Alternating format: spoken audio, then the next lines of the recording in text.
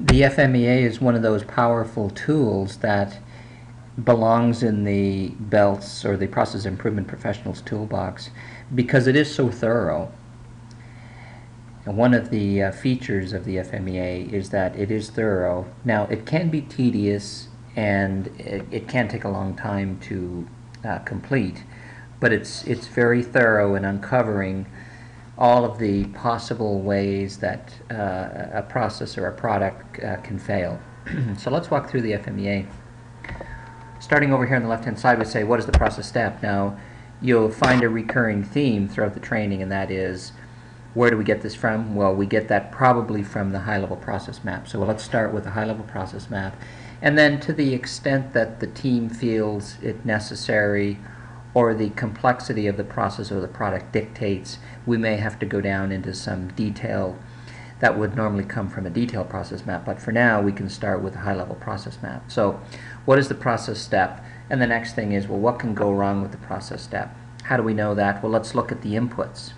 And let's look at who's supplying those inputs. And through that analysis, from the SIPOC, and through that analysis, we should be able to tell, based on it, and based on our experience, and based on our knowledge of similar products, we should be able to have expertise around the various ways in which the process or the product can fail. And then the next one is, well, what is the effect on the output? And again, we look at the SIPOC and we look at who the outputs are and who the customers are. And from this, we should be able to determine the extent to which a failure has an effect on the output. Next is the severity. So now that we know what the process step is, or the component, if you're talking about a product, now that we know what it is and how it can fail, we need to make an assessment as to how severe that would be if it occurred. And as you saw in the training, severity is usually done with a scale of 1 to 10, but really the team, or the organization for that matter, can score this any way they want. But severity is, how bad is the failure, how catastrophic is it, or how important is it, how much of an effect does it have on the expected operation of the process or the product. We next move over to the occurrence. So this is frequency. So now that we've got an assessment as to how severe it would be, the next question is when it does happen, or how often do we expect it to happen. Now that we know how severe it is, how often would we expect it to happen? And so that's the occurrence. And then finally, at least in the three components of the risk priority number, there's the detectability. So we've got a failure. We know what can go wrong with it and what kind of an effect it would have on the output. We've assessed the severity and the frequency. So now the question is, to what extent is that detectable?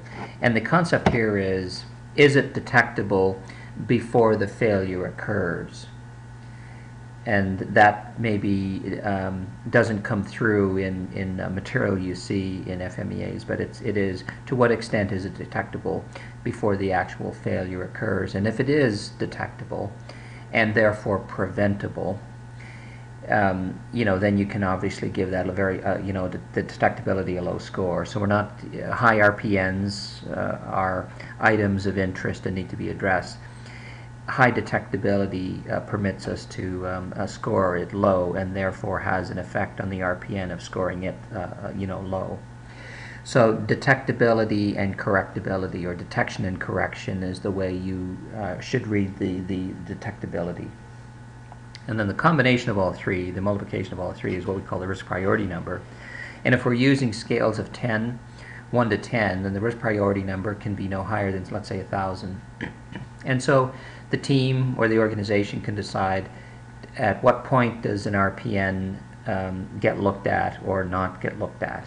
And or you can also look at the individual for items that have a severity of 10, irrespective of the corresponding RPN number. Maybe those items get looked at, and maybe the same for occurrence and detectability as well.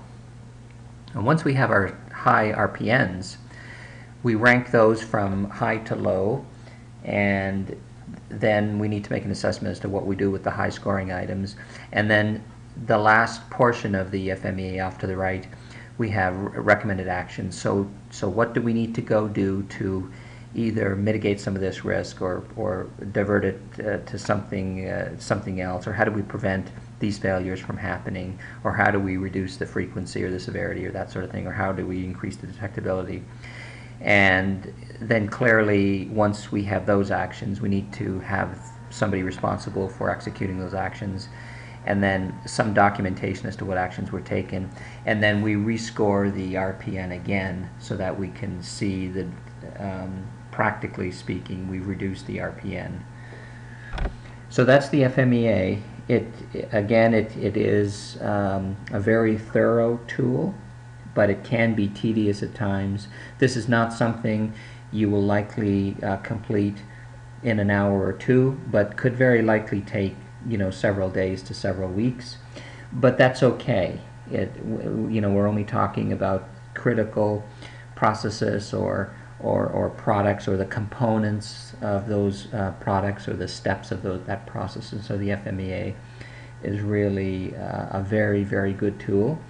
And at a minimum, the belt needs to be familiar to the extent that they've actually gone and used the FMEA in one of their projects.